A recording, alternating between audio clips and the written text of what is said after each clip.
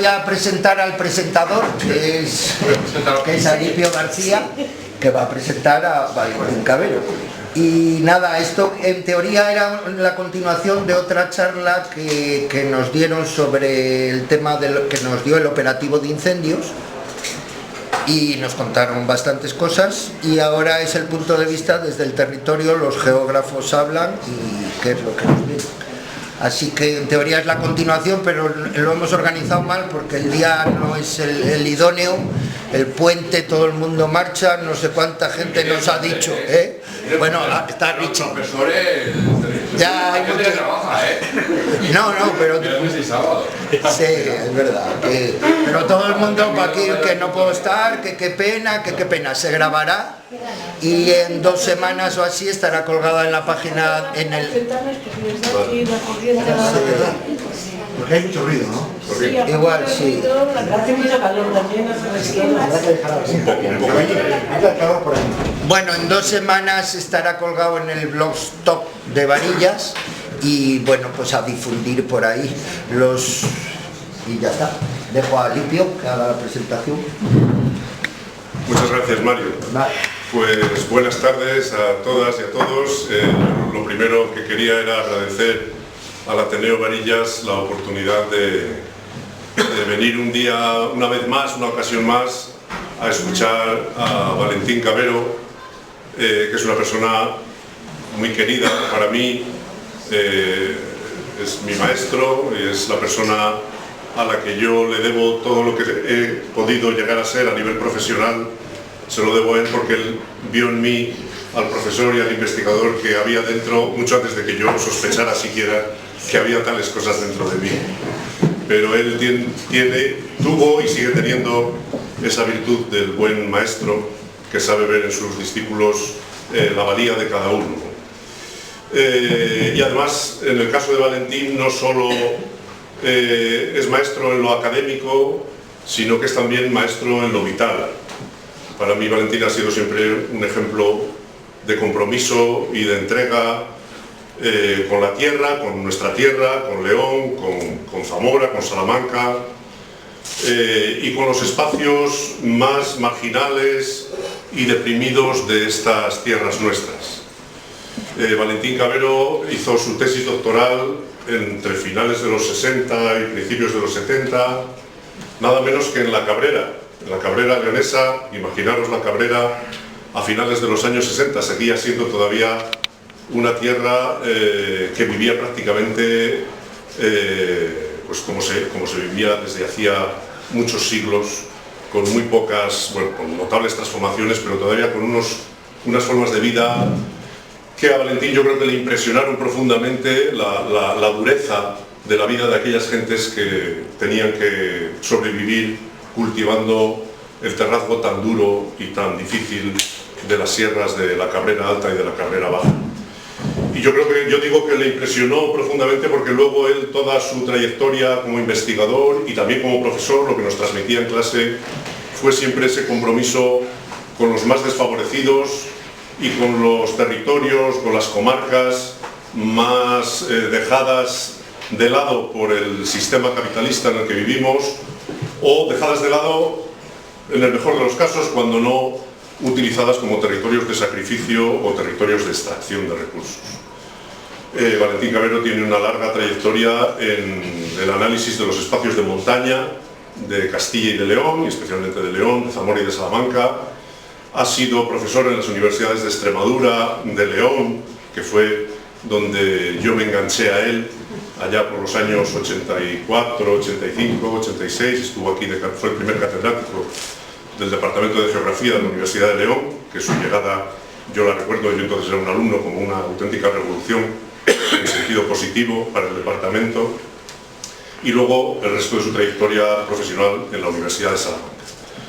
Y en los últimos 15 o 20 años ha tenido también un vínculo muy especial con la con el Centro de Estudios Ibéricos de la Universidad de Coimbra.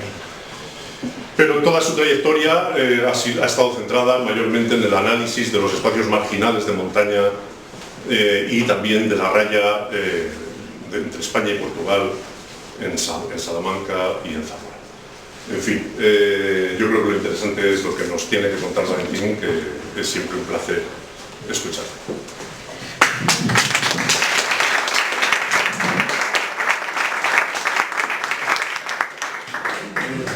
Buenas tardes a todos, a todas.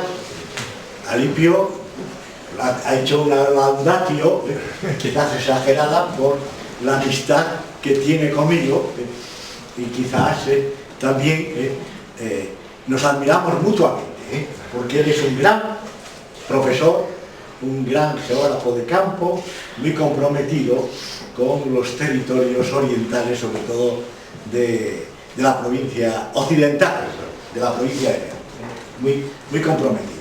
Y además, en los últimos tiempos, es uno de los grandes defensores del territorio, en el sentido no encerrado en sí mismo de los territorios enclaustrados, con superidentidad. Estamos en el riesgo de convertir todo en superidentidades en estos momentos, y justamente los incendios nos están demostrando que van más allá, muchísimo más allá de las identidades de una comarca, de una montaña, de un valle, e incluso de una península, como la península de México. Estoy un poco frustrado en esta conferencia, lo voy a decir. No por los que estéis aquí, magnífica vuestra presencia, sino por lo que ha ocurrido después de los incendios.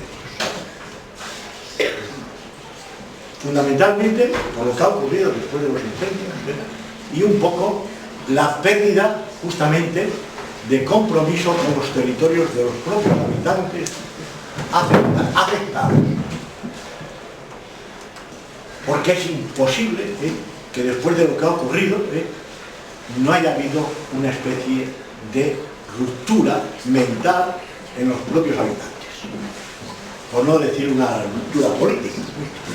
Y luego por las dos palabras que yo me atreví a sugerir cuando Mario me dijo una charla, y pensé en regeneración y resistencia, porque esas palabras son en gran medida una utopía, una gran utopía desde el punto de vista de la recuperación de nuestros territorios y de un nuevo lenguaje y una nueva relación con estos territorios. Bien, aquí. Bueno, ha hecho una referencia Alipio, yo pongo como Universidad de Salamanca, al Centro de Estudios Ibéricos.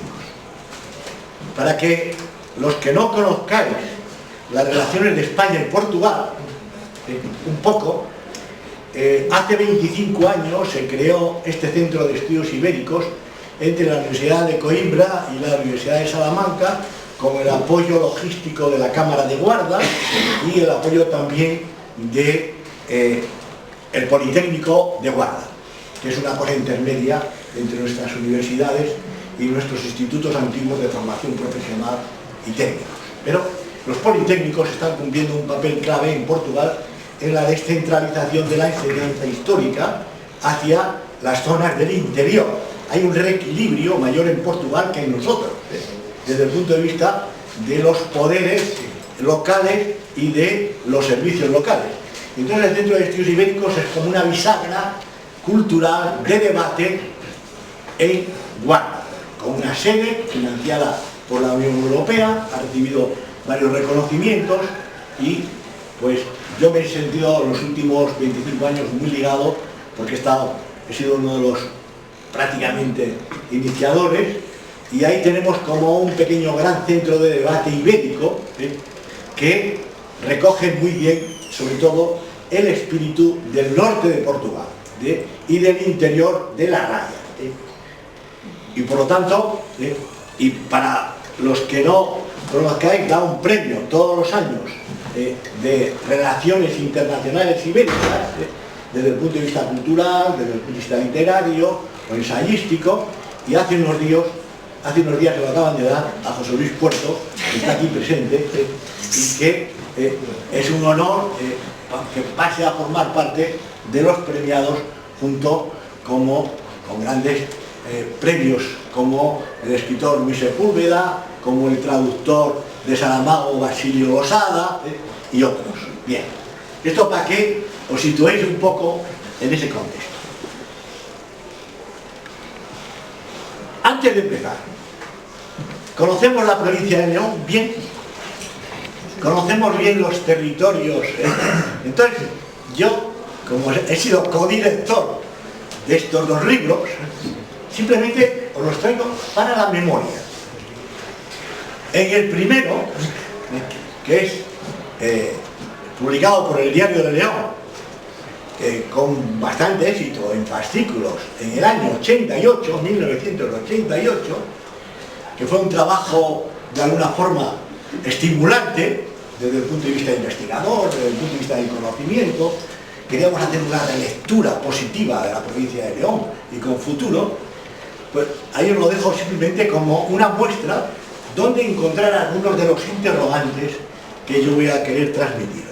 El segundo, el territorio de León, que salió en el año 22, justamente casi en pleno COVID, se acabó de redactar, tiene un segundo mensaje que es la relectura del territorio de León, ya después de todas las crisis que ha pasado, aunque la última que estaba pasando iba a ser totalmente, diría yo, catastrófica, con la crisis de la minería y con la crisis definitiva de la población, que algunas cosas lo tienen.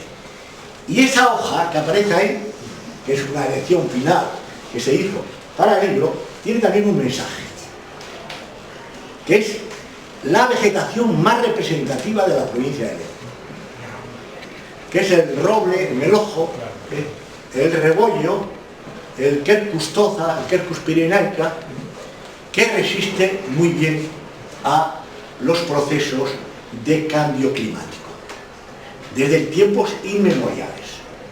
Y por lo tanto esto es ya una especie de propuesta de mensaje. Casi nadie se ha quejado de los incendios. Y os traigo aquí un texto muy llamativo, nunca se publicó casi, al final se publicó en el Bierzo, porque el Diario de León y otros periódicos locales fueron como muy, diría yo, en el momento de los incendios, se quedaban más en la anécdota de lo que estaba pasando que en el proceso de lo que estaba ocurriendo con el territorio, lo que iba a ocurrir. Y Valentín Carrera, que es un gran periodista y que es otro de los utópicos sobre la provincia de León, entonces en la provincia de León podríamos decir que hay 2 o 3 procesos revitalizadores. Uno de ellos, de alguna forma, Valentín Carrera lo protagoniza con una utopía, que es recuperar la casa de Gil y Carrasco, en la calle del Agua, en Villafranca del Bierzo, y convertirla en un lugar romántico, ilustrado y al mismo tiempo de debate. Se han recuperado las ruinas ya, con aportaciones locales. Y él hace este escrito. Leerlo. Esto es, ante el desastre forestal, ecológico y social y sufrido este verano por el Bierzo, él pone el ejemplo del Bierzo, y las comarcas hermanas de La Tiana, Omaña, La Cabrera, Ancares o Courel, y todos los lugares afectados de Galicia, Zamora, Extremadura, el patronato de la Fundación Biblioteca Enrique Gil quiere compartir públicamente su tristeza e indignación. Esto es lo que queda. Tristeza e indignación. Después de todo lo que ha ocurrido. Expresamos nuestra solidaridad con todas las personas afectadas por esta catástrofe y nuestro agradecimiento a los bomberos, cuerpos de seguridad y voluntarios que han puesto todo su empeño para minimizar los daños, con riesgo de sus vidas, que en algún caso han sido riesgo mortal. Nuestro afecto especial para las familias de los bomberos fallecidos. El fuego se ha cebado también con el entorno y el corazón de las médulas, patrimonio de la humanidad desde 1997 y monumento natural de 2002. el paisaje que Enrique Gil y Carrasco describe en El Señor de Bembibre y otras obras, donde ayer había arenas rojizas, castaños centenarios y canales romanos, hoy está teñido de humo, ceniza y ruina. Tristeza, indignación, humo, ceniza y ruina. Como la pregunta es, después de los incendios, esta fundación lamenta esta pérdida patrimonial y natural e insta a los poderes públicos a disponer con urgencia las medidas preventivas que eviten nuevas desgracias y las medidas paliativas que permitan recuperar nuestros bosques, que son indispensables para la vida y para el futuro del bien. Esta es una declaración de principios que yo no la vi prácticamente en ningún periódico. De principios. Porque el Diario de León publicaba unos artículos donde era muy ambiguo. Por un lado, defendía a la Junta, por otro lado, tenía que defender la provincia de León, pero al final terminaba, no traigo el artículo del editorial del Diario de León, porque al final hacía culpables a todo el mundo. Con lo cual, lógicamente, esa culpabilidad hace que la gente se silencie. Y aquí no, aquí queda claro lo que ha pasado. Bien. ¿Qué es la provincia de León hoy? Datos fundamentales, por algunas cosas. Superficie. Os lo doy para los que quieran tener datos estadísticos, que a algunos les gusta mucho. Yo algunas veces los exigía en clase como mínimo, por aquello de la escala y la comparación, que es fundamental desde el punto de vista mental. Hay un hecho clarísimo, que es ahí, población. El 1 de enero de este año, 446.771. 26% más de 65 años. Solamente 8% menores de 18 años. Solo. Esto es la provincia de León. Bueno. Población vinculada. Muy importante. Aproximadamente 448.000 habitantes que ya no viven en la provincia de León y que están vinculados al territorio de León. Residencia secundaria, vacaciones permanentes, en el verano largas, etc. Castilla y León aproximadamente tiene de población vinculada 1.300.000 aproximadamente. La que más tiene es la provincia de León, de población vinculada. Y que eran muchos de los que participaron en las manifestaciones contra los incendios. Más del 50% de los participantes no eran los residentes locales, sino que era la población vinculada. Densidad, 28,75 habitantes kilómetro cuadrado. Con toda la periferia de nuestras montañas, aproximadamente con 3 habitantes por kilómetro cuadrado, 5 habitantes por kilómetro cuadrado, y, ya sabéis, 2 reglas europeas. Por debajo de 10 habitantes por kilómetro cuadrado es difícil controlar los recursos naturales. Aguas, bosques, recursos renovables, por debajo de 10 habitantes por kilómetro cuadrado. Por debajo de 5 habitantes por kilómetro cuadrado empieza el declive de todo, de los propios recursos naturales y, por supuesto, lo de los incendios. Densidad. Municipios. Por supuesto, la provincia de León tiene menos municipios que Salamanca. Sí, eso sí. Menos. Y es la provincia más grande de Castilla y León. La quinta de toda España. 211. Ahora, la provincia de León tiene de 1.000 a 1.234 identidades menores. Digo la duda porque algunas están desapareciendo, ya no están registradas. Hay un número de entidades locales menores, unas que eran barrios, otros que eran despoblados, y ya no se consideran. Juntas vecinales y bienes colectivos, pero son las juntas vecinales y las entidades locales menores, como Navareja, por ejemplo, u otras, o Tabuillo del Monte,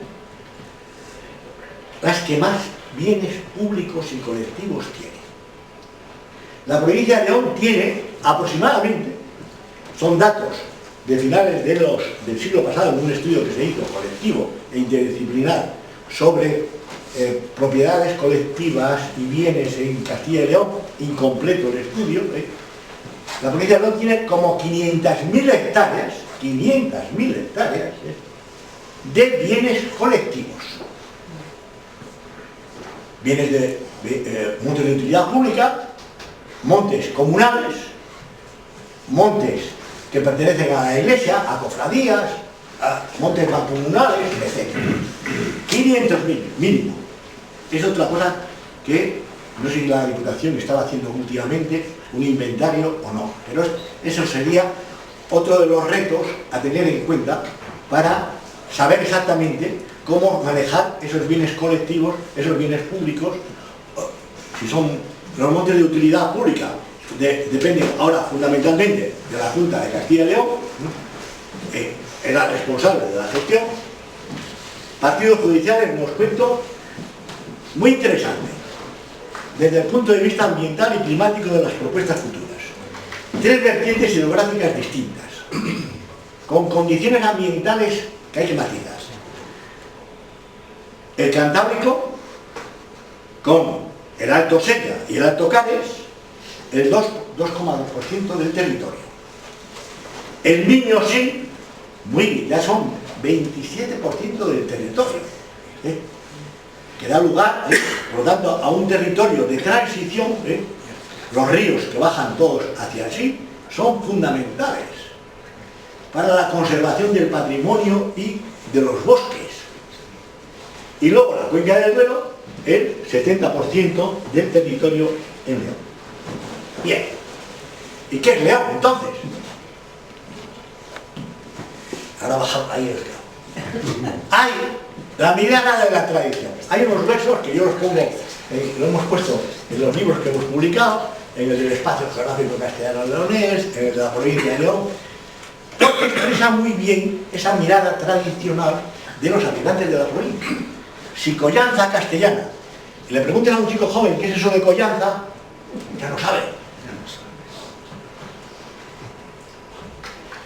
Que es toda la parte de las llanuras, a partir de Valencia de Juan.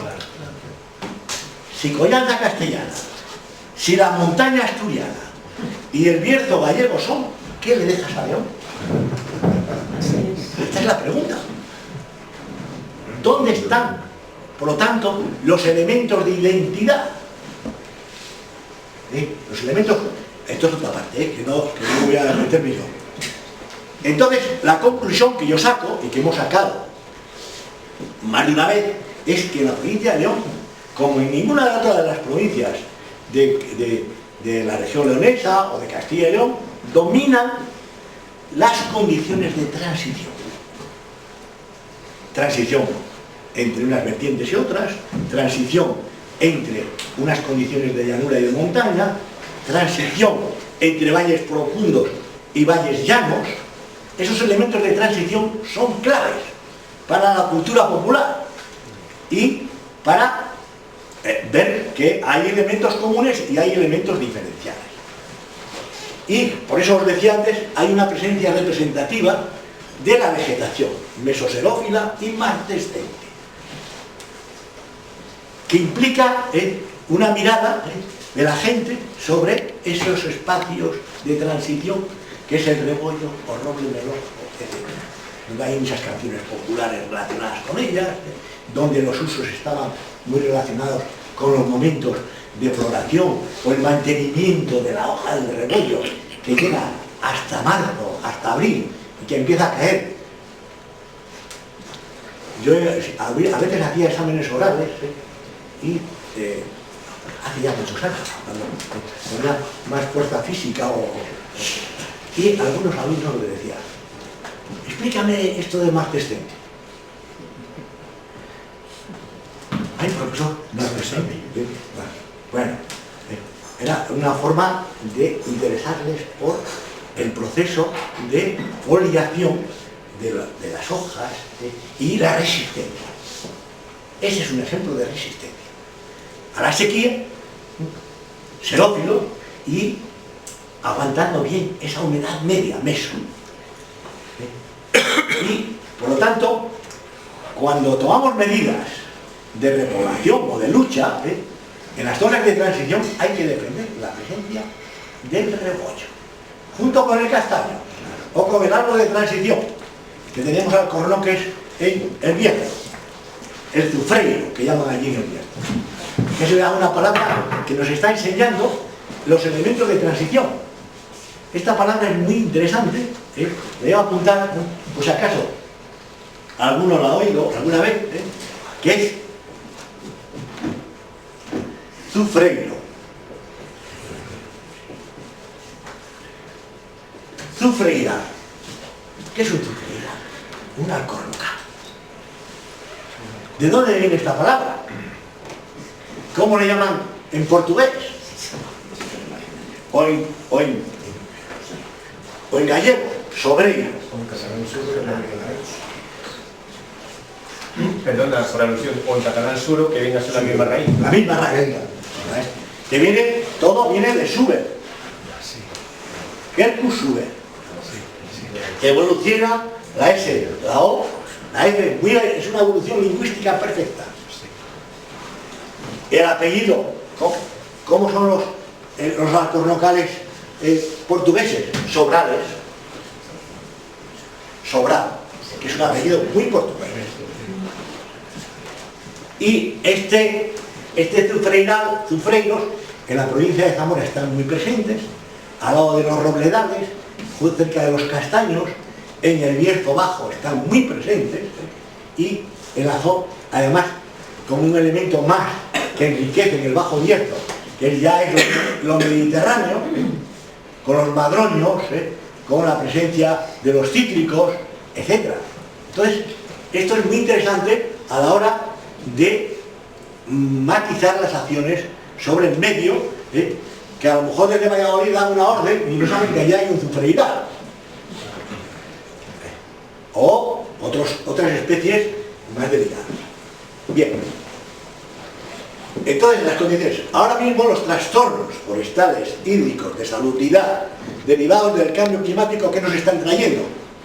Pues pérdidas de diversidad, es decir, simplificación de los procesos y aumento de la vulnerabilidad. Dos palabras claves a la hora de hacer propuestas. Bueno, esto es un poco para que veamos la provincia de León. Esto es la provincia de León resumido. ¿Qué pasó en los grandes incendios en el noroeste ibérico? Agosto de 2025. Fijaros en el mapa. Norte de Portugal, este de Galicia, la provincia de León, toda hasta arriba, hasta en agosto del año pasado. Esto. Se podía analizar cada uno de ellos, para que viésemos un poco las consecuencias. Vamos a analizar alguno, Incendio de la Carballeda y tierras limítrofes de León. 40.081 hectáreas, 2 jóvenes fallecidos. Aquí tenéis las referencias, desde la Carballeda, ahí podéis leer algunos nombres, Cubo de Benavente, allí tenéis la Bañeza, al norte, de referencia, cerca de donde llegó, al Valle de Jamón, a la Valdería, penetrando desde las tierras de la Carballeda. Las condiciones, lógicamente, eran de muchas masas arbustivas, pirófilas, y por lo tanto se avanzó de una forma rapidísima. Esto es una cosa de detalle, toda la parte que está ennegrecida es lo que se quemó, esas 40.000 hectáreas, que el otro día estaba dando un paseo por allí, están quitando y limpiando mucho, quizás no sé si demasiado o no. Así va el fuego, a una velocidad increíble, sobre todo en lo que se llaman las charas. ¿Qué son las charas? Las llanuras terráneas, los interfluvios que quedan entre los valles. Y ahí avanzaba como un elemento clave, que pasa y donde se encontraba con una masa mesoserófila, paraba y pasaba o con un pequeño vallecito de vegetación se detenía. Entonces, son elementos, por lo tanto, de control frente a procesos futuros, inmediatos. Estos ejemplos. Segundo incendio importante, para mí, incendio de Lleres Llamas de Cabrera, agosto de 2025. 31.141 hectáreas. Las médulas, patrimonio de la humanidad. Ahí tenemos otro ejemplo, donde el fuego no respetó ni las sierras ni los valles, saltó también a una gran velocidad, con efectos chimenea, que veremos otro ejemplo muy claro ahí. Las médulas quemadas. Sobre todo la zona de los castaños, que eran un poco los elementos protectores desde época secular. Y aquí quiero introducir un elemento desde el punto de vista geográfico e histórico, el papel de los castaños en el equilibrio territorial, en el aprovechamiento de los recursos naturales desde época histórica. Según algunos botánicos y historiadores, y a partir sobre todo de algunos elementos históricos, lo que nos deja Plinio en Historia Natural, hay una referencia ya, es decir, hace 2000 años casi, los castaños iban apareciendo de forma sustitutiva, protectora, a medida que los romanos iban aprovechando los recursos mineros. Iban poniendo para proteger, para que la erosión, y además para alimentar a la gente. Sabéis muy bien que el castaño ha sido un alimento clave en estas zonas de montaña. Y justamente todas las zonas de explotación minera, desde la Sierra de Aracena, en Huelva, hasta todo el noroeste, están ocupadas por castaños, en las zonas húmedas. Razón, humedad, y la segunda razón fundamental, la acidez del suelo. El castaño es ácida. Entonces, esto es muy importante, tener en cuenta esa presencia histórica que ha logrado sostener el suelo, alimentar. ¿Cuándo llegan las patatas a la provincia de León? Otro dato que yo quiero para sustituir el alimento de los castaños. A principios del siglo XIX. No llegan antes. Que se recogen en el Madó. En algunos sitios pudieron llegar seguramente a finales del XVIII. Pero hasta el siglo XIX no se generaliza. Ni aquí ni en la Sierra de Francia. Ni en otros sitios. Y por lo tanto, los castaños han cumplido secularmente un papel fundamental a la hora de tener un recurso renovable y al mismo tiempo muy útil, desde el punto de vista artesanal, desde el punto de vista arquitectónico, etc. Bien. Incendio de la Rúa Pekín, Valdeorras, Oentia, agosto de 2000, 37.185 hectáreas. Se calcina el pueblo de Lucio, que parece ser que ya lo tienen casi recuperado con casas más artificiales que las que había tradicionalmente, por lo que he podido leer. No he ido a verlo, pero esta es la imagen que quedó, está publicado por el Bierzo, Infobierzo. Esta es la otra imagen del valle, y esta imagen nos ofrece la resistencia de nuevo de la vegetación mesoxerófila o de la vegetación ripícola en los fondos de los valles, frente a la fuerza y la virulencia de los incendios. Aquí se ve muy bien esta resistencia de los fondos de valle mientras las laderas de matorral o de revegetación de coníferas, etcétera, desaparece. Fijaros estas manchas, y ahora mismo en esta primavera se están recuperando bastante bien en algunas zonas. Un hecho interesante que se publicó también ¿Esto qué es? ¿Esto qué es? Castellano. Parece un castro, ¿no? Sí, sí. Hay alguien aquí que nació cerca de ese pueblo, o nació en ese pueblo, o sus padres nacieron en ese pueblo. Esto es, después del fuego, el fuego nos ha permitido descubrir algunas cosas que estaban ya invadidas por el matorral. Estos son los cortines de las colmenas contra los osos, que estaba todo cubierto de vegetación arbustiva. En Arnadero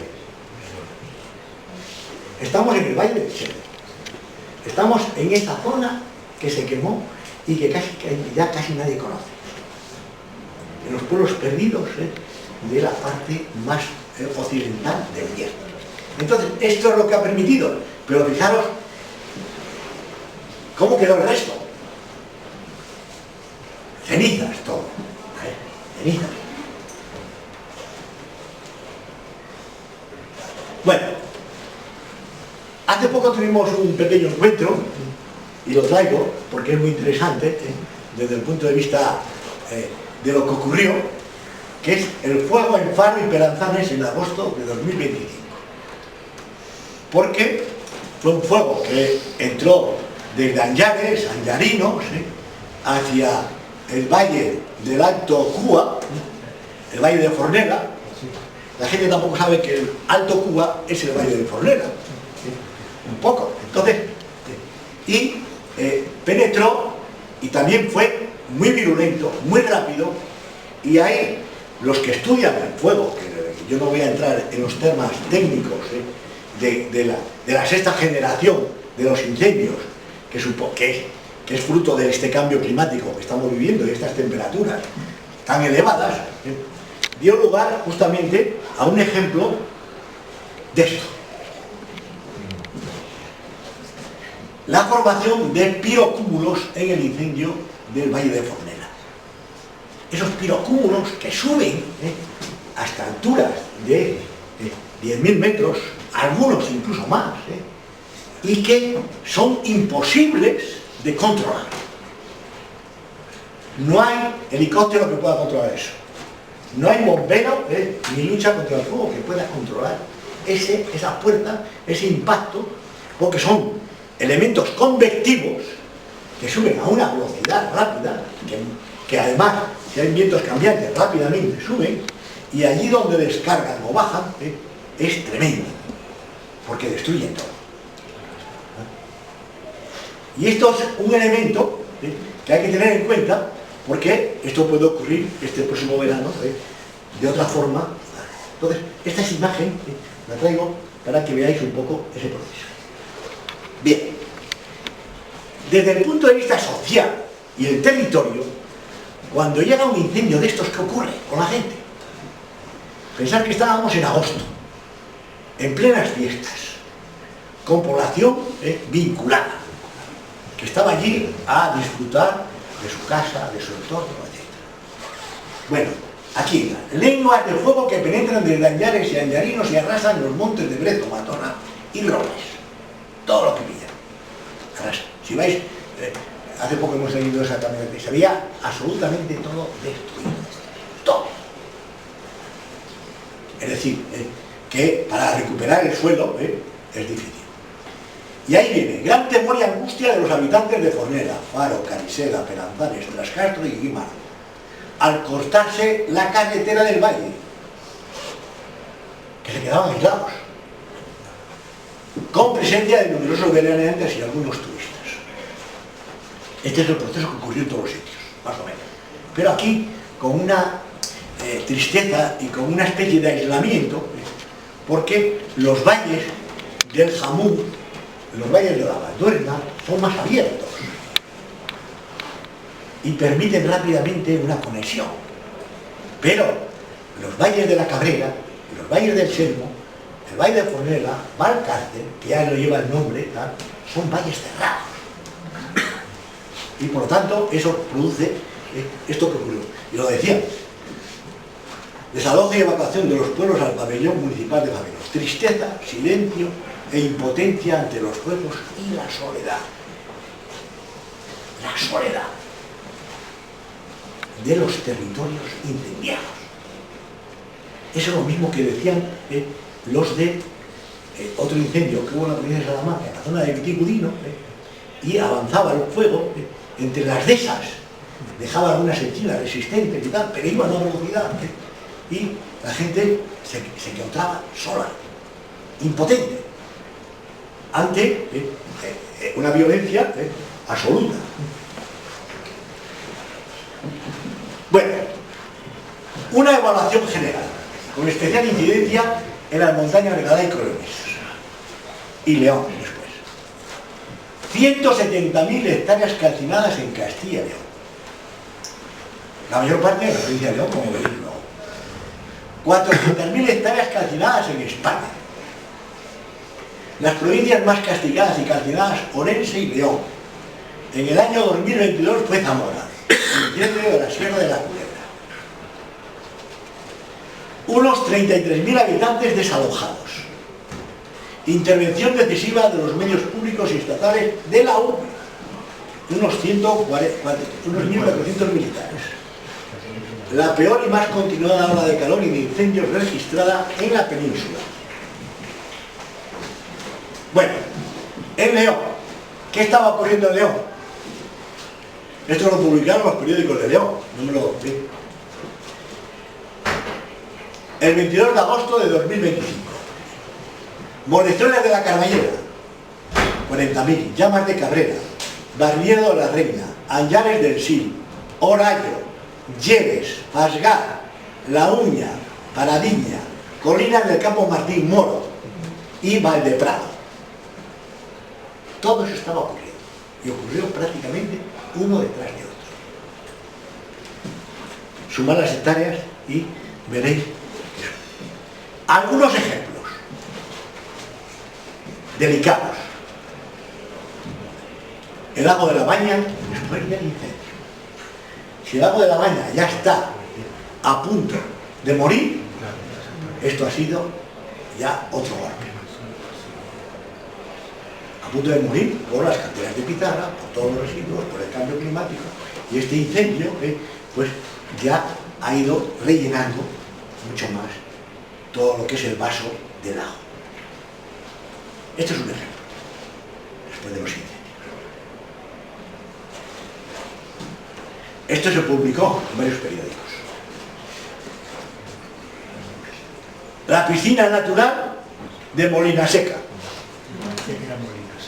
llena de cenizas, con cientos de toneladas que tuvieron que sacar ahí, de todo lo que venía del Compludo y del río Meruelo, de cenizas. Y esto fue en agosto, precisamente. Esto fue después. Que celebran, en vez de la fiesta del agua, que suelen celebrar allí, celebraron no podían celebrar de la ceniza. No pudieron celebrarla, tuvieron que limpiarlo todo. La fiesta de la ceniza. Y fue a partir de unas tormentas que vinieron después en septiembre. ¿Cómo se rellenó todo esto? Entonces pensad los miles de toneladas, no cientos, miles de toneladas que se han arrastrado de suelos que se han perdido.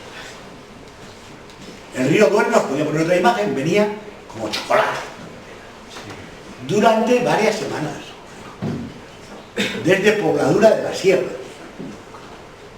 allá, enfrente del Teneno. Y por lo tanto es algo que no se analiza suficientemente bien, algo que a escala local. Bien, una valoración territorial y rural a escala ibérica y provincial. Una reflexión necesaria y urgente. ¿Qué ha pasado y por qué? Esto es una hipótesis mía, comentada con los colegas y tal. El modelo social y económico que tenemos es insostenible desde el punto de vista de las relaciones con el territorio y con los recursos estratégicos en estos momentos.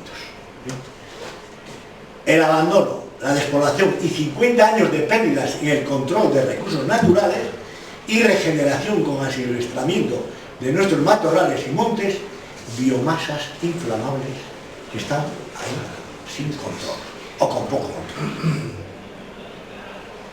Os digo, pongo 50 años. En la provincia de León, en más del 50% de los pueblos, no nace ni un niño desde el año 1978.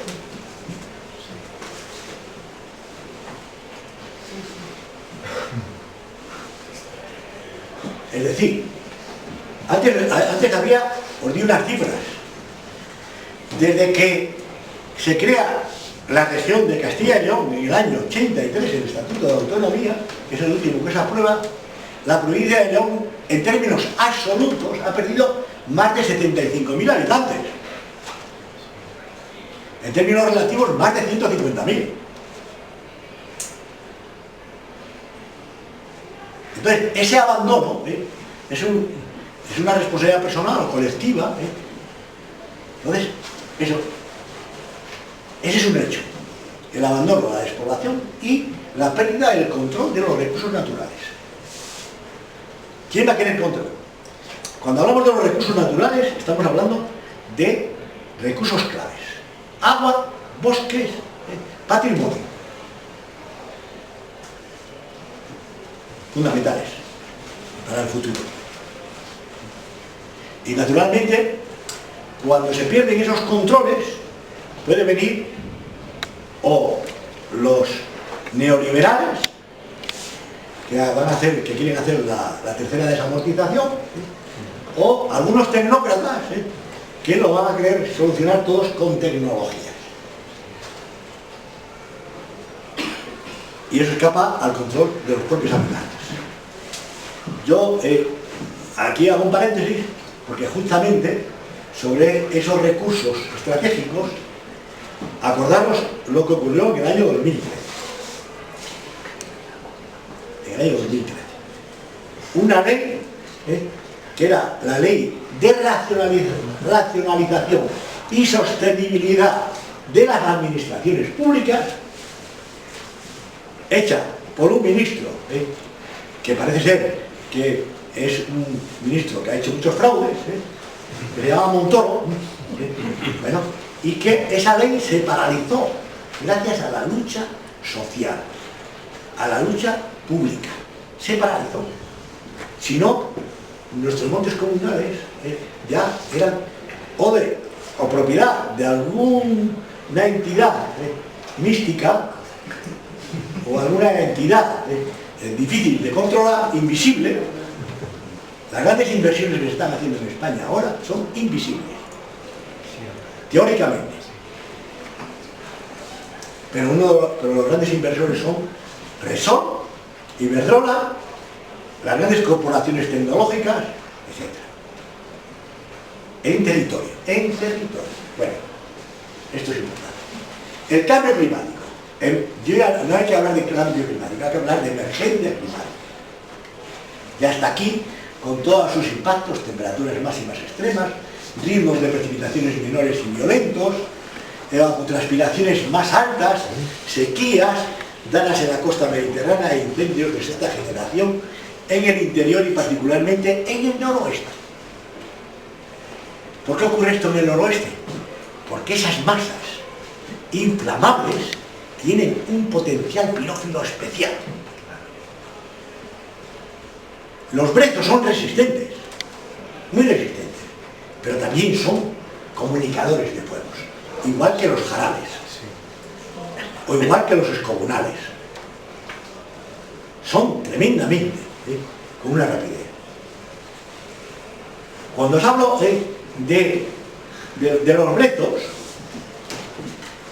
y antes os hablaba de una serie de palabras,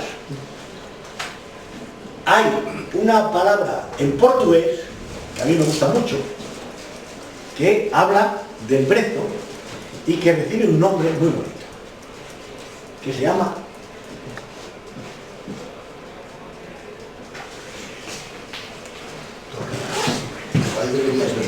torba. que es una torda, es una cepa de Breno. Es uno de los mejores escritores portugueses. Se llama Miguel Torga.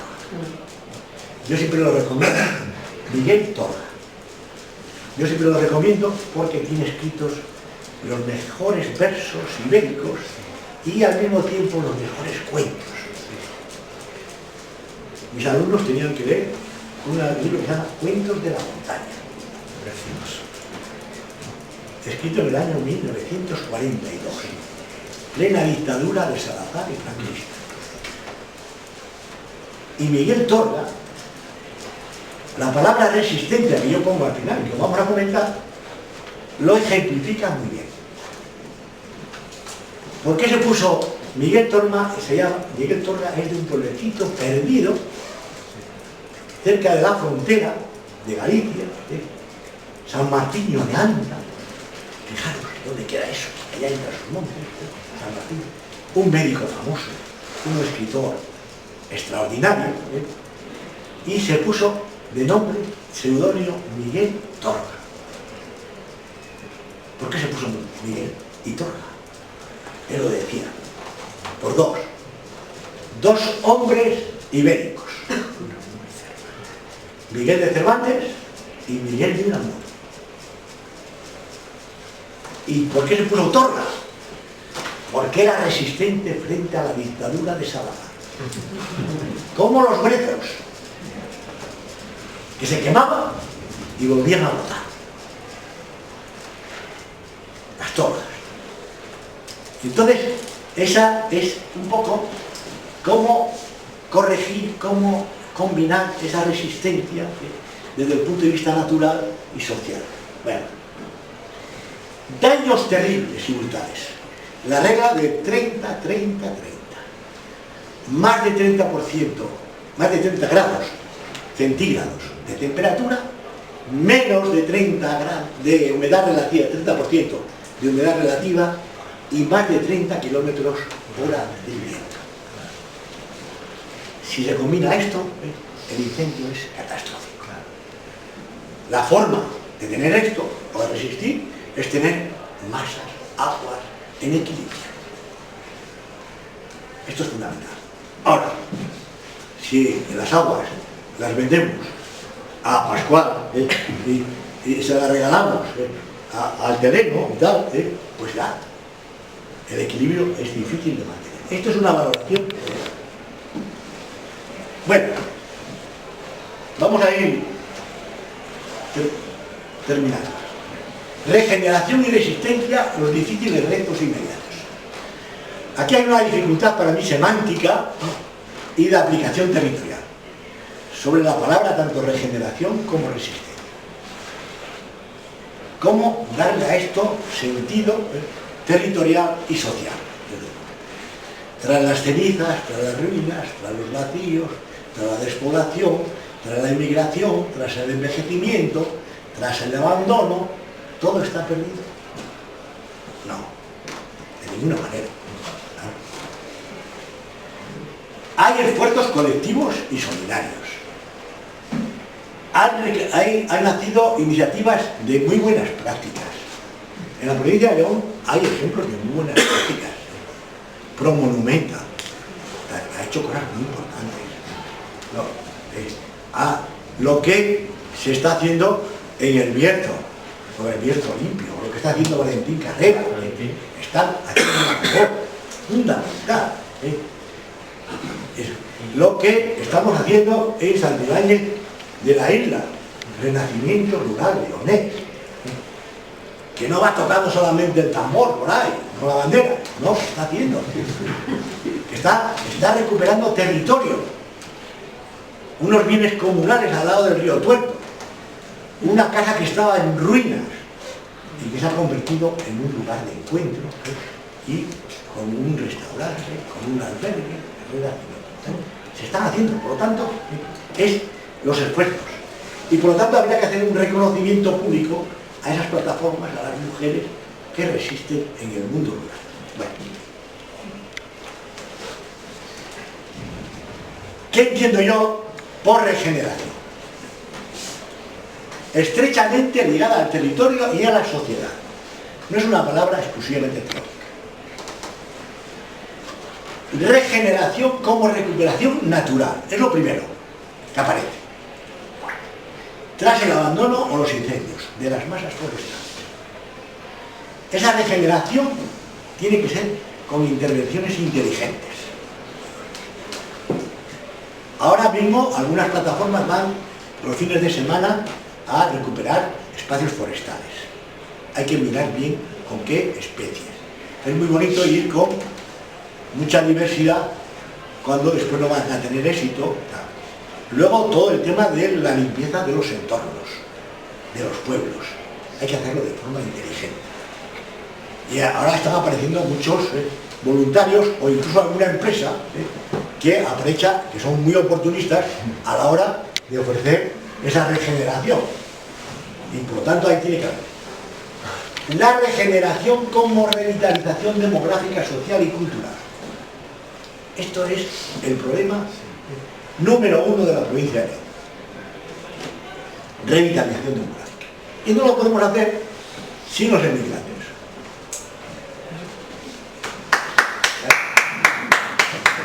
No. Es que has tocado la tecla. Has dado la tecla. Es que es imposible. Prioridad nacional. Eso sí que es una prioridad nacional. Claro,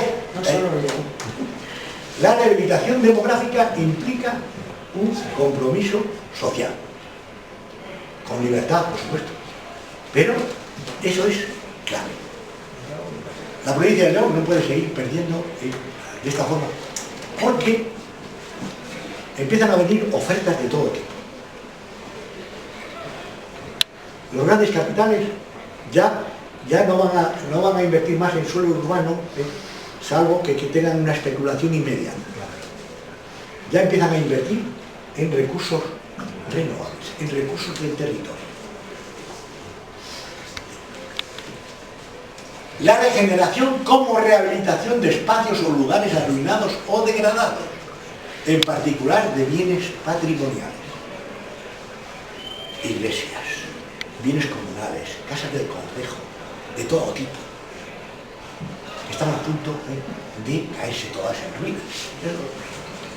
La regeneración como reconstrucción de equipamientos o infraestructuras vitales para el territorio, a escala humana,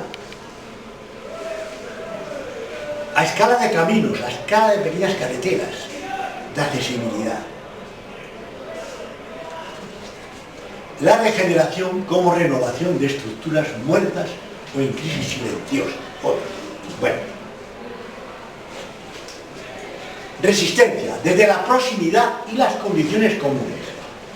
Cuando yo hablo de la proximidad, este es un término de escala. La proximidad tiene que ver con las identidades fundamentalmente comarcales, que son ya distintas por la capacidad de movilidad que hay, pero que sigue habiendo unos elementos de proximidad que una escala humana de 30 kilómetros, 40 kilómetros, 50 kilómetros, cotidianamente en esa movilidad sería lo prudente. Un poco, esto los franceses y ahora los portugueses lo están haciendo un poquito mejor, pero los franceses lo han hecho siempre muy bien, cuando ellos hablan le petit país, el pequeño país, la pequeña comarca, que tiene equilibrio en los servicios, que sigue siendo fundamentalmente rural y que es una especie ahora de envidia para los parisinos o para los de Lyon, etc. Entonces, le petit país, la pequeña comarca, capaz de tener productos, servicios de calidad. Eso, la Junta de Castilla y León nunca lo quiso admitir. Y admitió la del Bierzo por un interés electoral en el año 91. Esto desde el punto de vista de la organización. Bien, la resistencia como adaptación a las nuevas condiciones ambientales y climáticas. La gente tiene que saber que si pone una conífera en lugar de un roble es mucho más riesgo de incendio, aunque sea de crecimiento mucho más lento. La resistencia frente al olvido y al abandono de lo que ocurrió el año pasado, o de lo que ocurrió anteriormente, ¿sabes? O de los que emigraron a Francia, clandestinamente. Entonces, hay esa hay que recordar. La resistencia frente a la resignación, la rendición y la renuncia. Ay, aquí no hay nada que hacer. Es la frase que se oye. Nos tendremos que ir todos. La segunda reflexión. La resistencia frente a la pérdida de soberanía de los recursos esenciales y vitales. Esto es claro. La resistencia frente a la compra, la oferta. La resistencia frente al despojo de los bienes comunes o públicos. Por ejemplo, os voy a poner otro ejemplo. La vertiente norte de la sierra de Guadarrama, la provincia de Segovia, el límite con Soria, la provincia de Ávila, un poquito distinto, tenía las mejores de esas boyares, casi de España, con unos fresnos, con unos robledales extraordinarios, desde Sepúlveda, Pradera, hasta Riazas, todas esas zonas. En la provincia de Salamanca había unas de esas boyares magníficas, en Fuero, por ejemplo, en los bordes de las sierras. ¿Qué ha pasado con esas de esas boyares? Convertidas algunas en campo de golf, otras convertidas en urbanizaciones de lujo. Entonces, ¿cómo resistir a eso? Yo en mi vida profesional he tenido suerte de empezar, Alipio no lo ha dicho, mi carrera académica trabajando en una cosa que es una joya, que es la declaración del primer parque natural en Castilla y León, que es el Parque Natural del Lago de Sanabria. En el primer plan especial de ordenación paisajística que se hizo en España, del año 72 al año 74. Aprendí mucho, ¿no? Y colaboré mucho, era muy joven. Y entonces, ahí la resistencia, ¿contra qué fue? Vosotros conocéis bien el lago de Sanabria, ¿no? Casi todos. Si no, yo lo dibujo y rápidamente podéis entender una cosa. No voy a hablar de esto, pero esto es fundamental también las decisiones que se hacen. Bueno, el lago de Sanabria, este dibujo lo hacía yo en clase y luego lo vi publicado en algún sitio.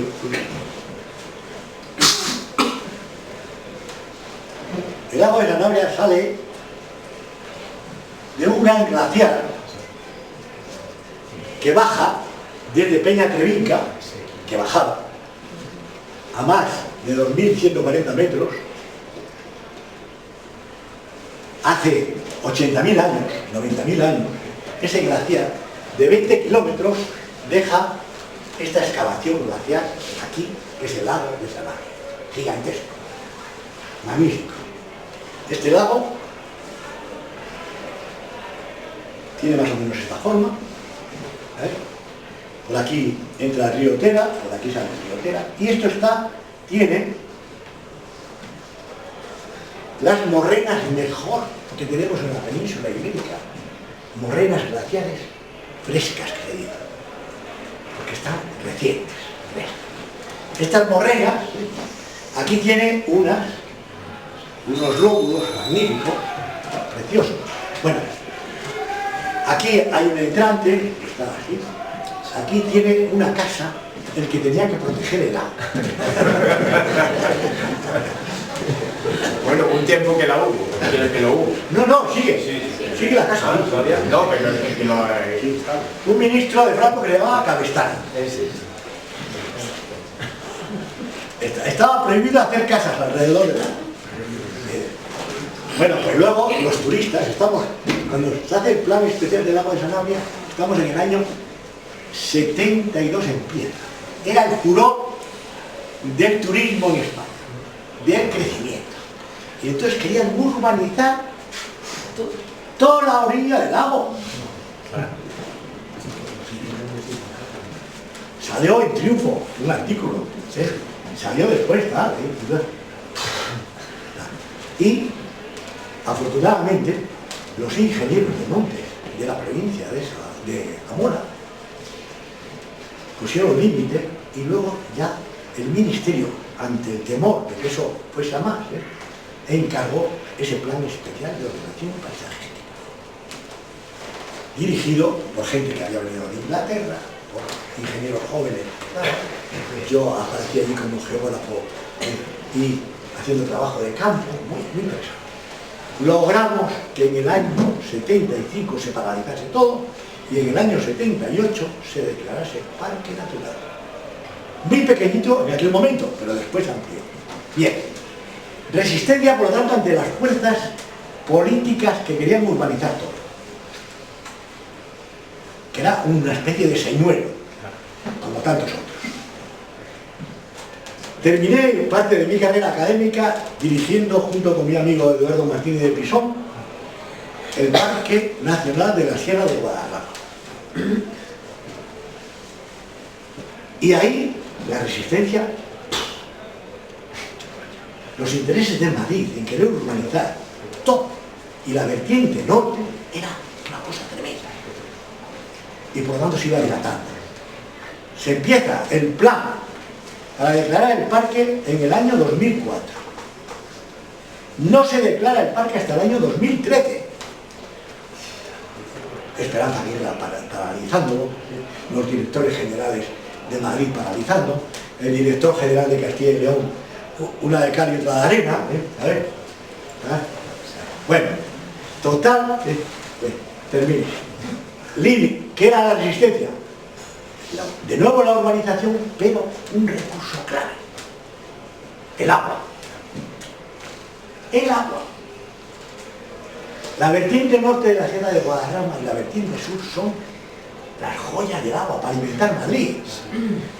De Lozoya, el río Frío, que pasa por la granja, que iba al acueducto de Segovia, desde la época de Romano, que nace en las turberas periglaciares en la vertiente norte. Poníamos el límite: Parque Nacional, 1600 metros cota. Llegaba a la Junta 1800. Llegaba a Madrid 1900.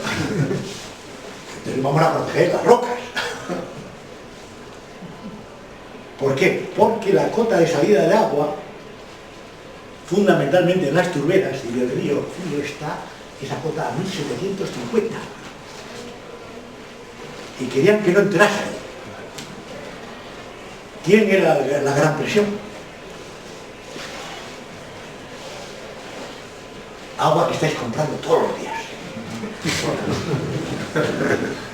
De Zoya.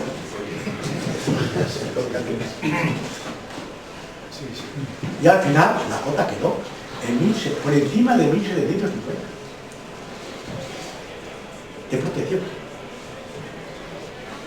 ¿Quién quiere comprar las aguas de Jiménez de Jamuz? Bezoya. Grupo más cuarto, hay que decir. Claro. Lleva un nombre de Santander, pero se alimenta de las aguas que bajan de la Sierra de Guadarrama, vertiente norte.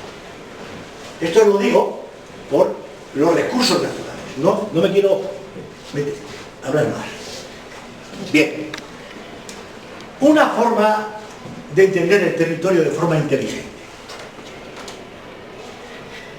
Retos y oportunidades en el interior. Construir el futuro desde la responsabilidad cívica.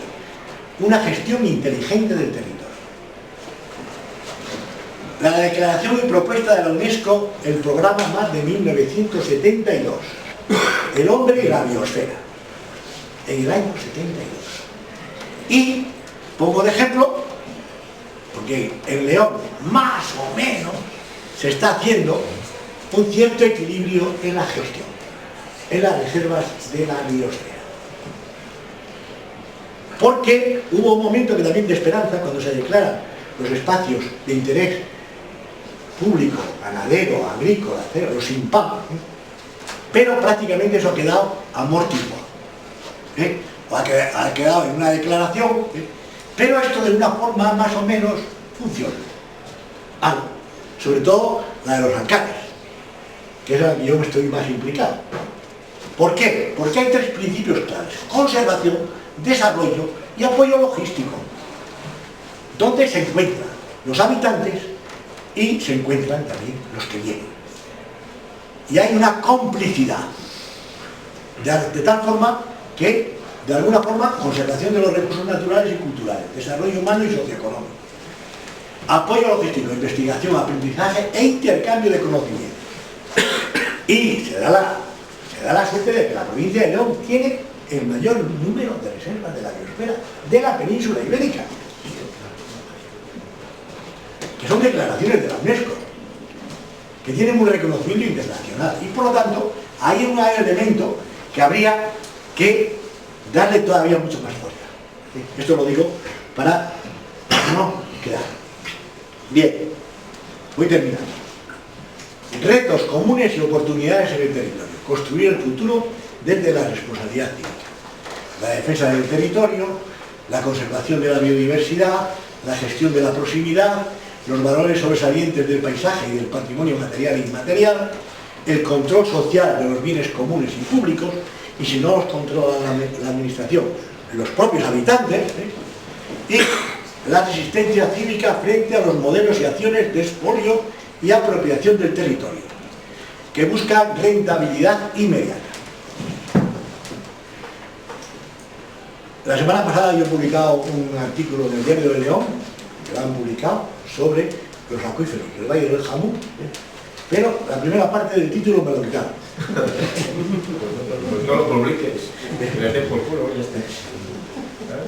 Que yo ponía tras los incendios y las muertes, coma, y solamente publicaron la segunda parte. Esto un poco, para que veáis también un poco cómo perciben algunos.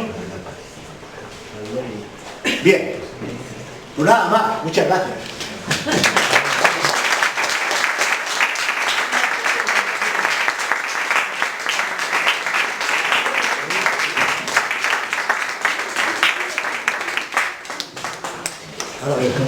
Bueno, pues como siempre escuchar a Valentín es un placer. Yo creo que nos hemos alargado un poco, pero yo creo que es interesante que haya algo de oportunidad de preguntarle y de intercambiar con él alguna opinión, así que si queréis abrimos un turno de preguntas. ¿Queréis comentarle algo? Yo primero disculpas porque llegué un pelín tarde, ya sabes que cada vez que lo hicimos no me procuro perder ni un segundo. Por alusión, lo tenía que apuntar desde que olvidé. Lo que no van a poder salvar, mucho me temo, es el puente de Santibáñez de la Isla. Ahora que mencionaste, eso está ya más que... ¿El puente? Sí, y bien lo sabemos tú y yo y Armando, que ahora se encuentra, por cierto, en la senda cultural de Miguel Hernández, que aprovecho para decir que es una senda que lleva 32 años haciéndose, y este año ha salido gracias a última hora al rescate de Urtasun, del ministro, del Ministerio de Cultura, porque se la habían cargado ya el gobierno de la Generalitat Valenciana. Llevaba 32 años en IVA, el Instituto Valenciano de Juventud, yo estuve allí viviendo y la hice unos cuantos años, y se la habían ya cargado, retirado los fondos, no querían saber nada de esa senda Vox, y entonces salió a última hora este año el Ministerio, un mes más tarde la han podido hacer, y estaban haciéndola allí. Y me he acordado por eso, de Santibáñez de la Isla y del puente, que vive allí, como sabes, Armando. Entonces ya lo tiene claro, ya tiene asumido que ese puente lo van a llevar para hacer otro nuevo. Y es un puente histórico que debería de conservarse, que es ahora por la alusión de lo que se ha hecho. Voy a escribir un artículo. Pero tendrías que pensarte muy mucho cuando vas a escribir que si te van a censurar es mejor cambiar de medio. Digas, ¿y a cuál me voy? Si son todos parecidos, ¿verdad? Las preguntas breves, por favor. Perdón. Y luego también solidarizarme con el incendio que veo que aún está extinguido. Salió ayer en la prensa todavía, después de mes y pico, el tema de los plásticos en la bañera. El alcalde sí que tenéis ahí está haciendo carrera, nunca mejor dicho. Se llama carrera, ¿no? Por eso lo decíamos. Por eso lo decíamos. Es que es una verdadera... creo que hoy había, todos los viernes, me parece que a las 12 de mediodía había concentración ahí en el ayuntamiento, ¿verdad? No sé si estaría... No, el que no estaba ahí. Ah, No estaba. bueno, pues He oído que el itinerario. quieren crear una plataforma, Sí. pues eso, para protestar por ese tema, porque es que además es cívico. Sí, oye, vamos Venga, a... ya está, listo, ya está. Venga, Yo pues, era solidarizarme con los bañezanos con ese problema que tenéis ahí encima. Por eso también quería venir a decir. más intervenciones. Venga, ya está, listo. ¿Querías tú comentar algo? No. Ya. Lo comentamos Sí, sí. en privado. Sí, allí al fondo había alguna pregunta. Yo, mira, Sí. Valentín, quería preguntarte tu opinión, porque lo habrás vivido desde la entrada en Europa, las políticas que han venido implantadas desde Europa, ¿cómo las has visto? ¿Qué intencionalidad tienen o cómo, si las has visto acertadas? Vemos muchas veces centro de interpretación con los sellos europeos y preguntarte un poco cómo han implicado en el territorio tu opinión y cómo lo has percibido.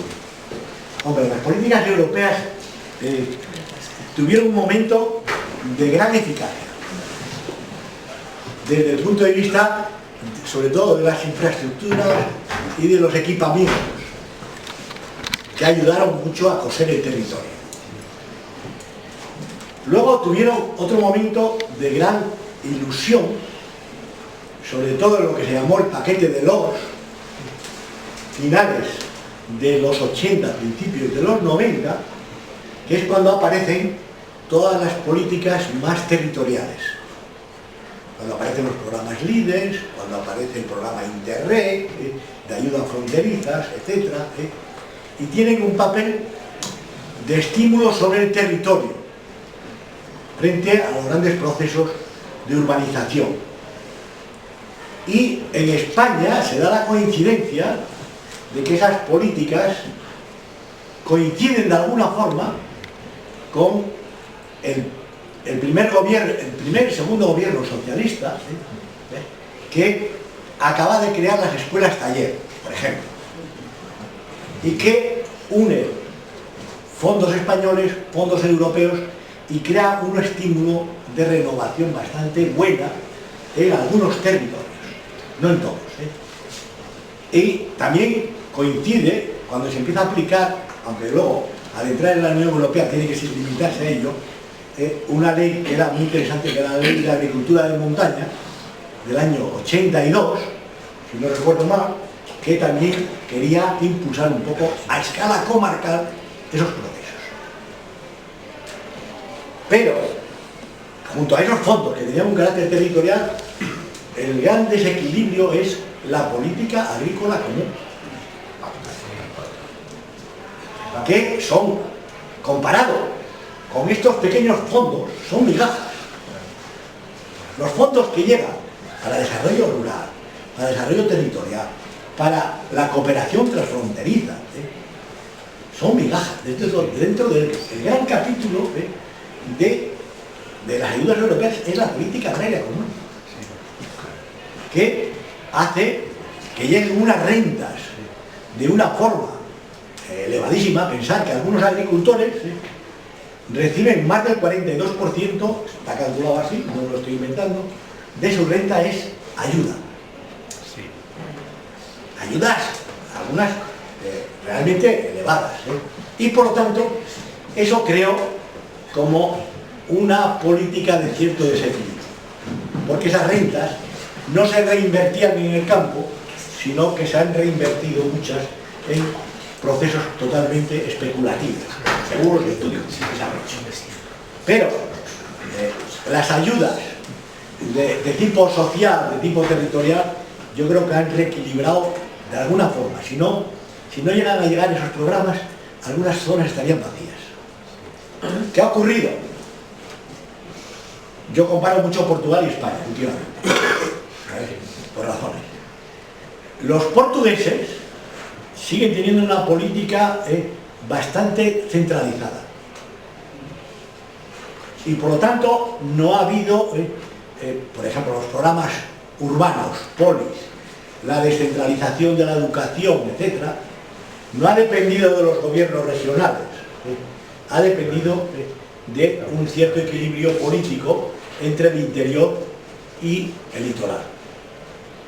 Y aquí, pues, la descentralización es muy positiva desde el punto de vista de la gestión de la proximidad, pero con ciertos desequilibrios en la toma de decisiones. Ciertos desequilibrios.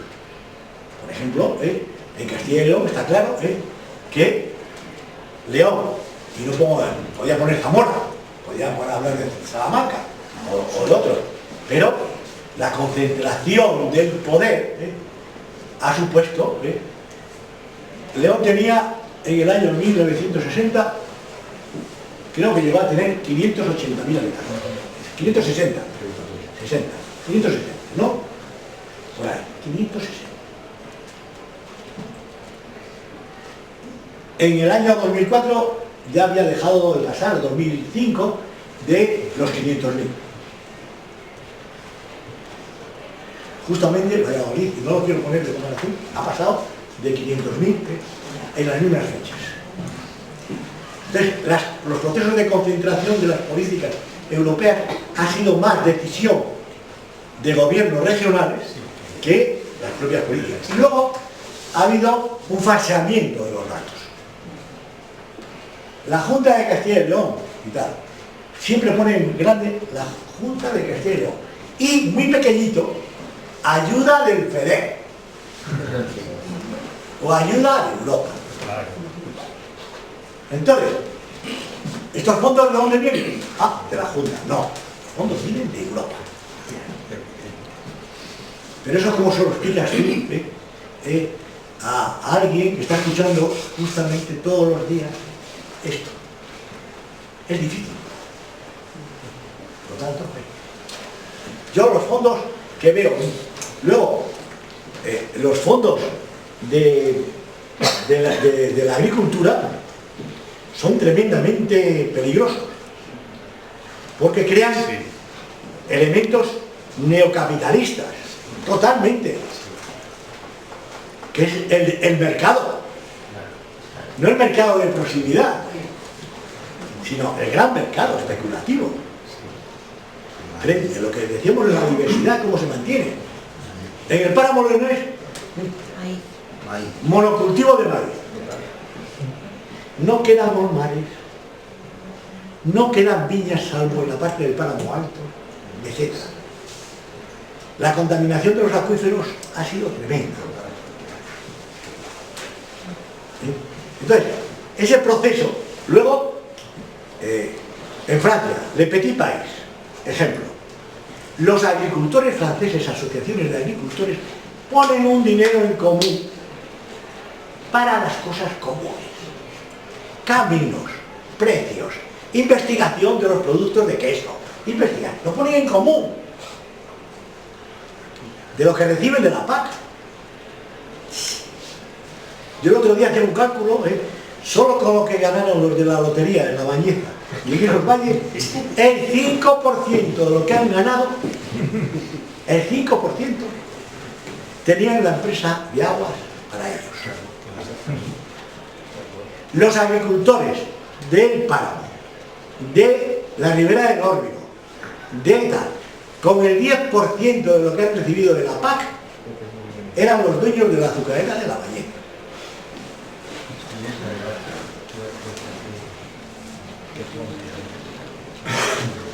Y por lo tanto es una cuestión de discurso social, político y de compromiso. No.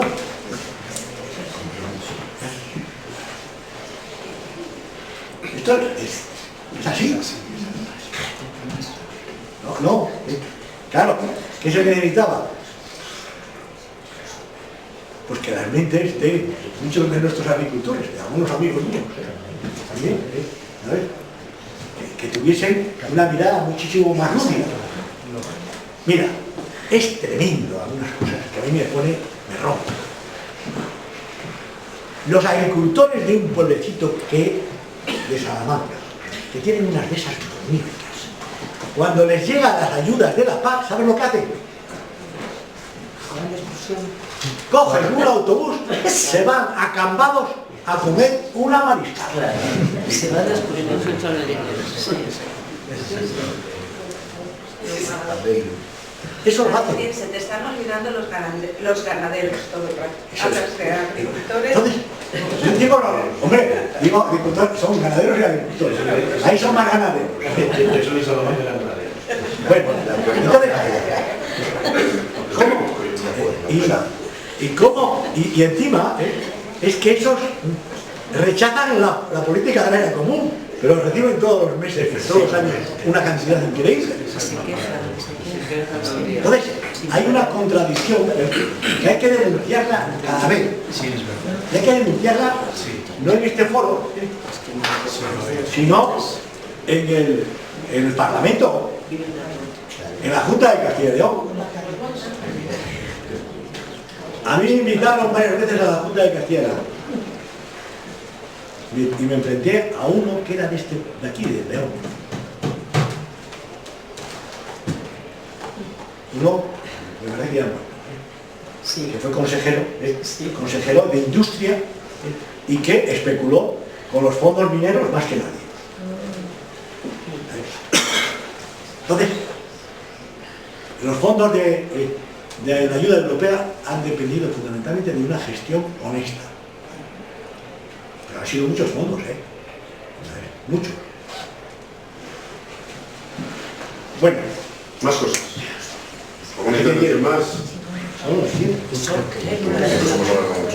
Pues nada, muchas gracias, Valentín.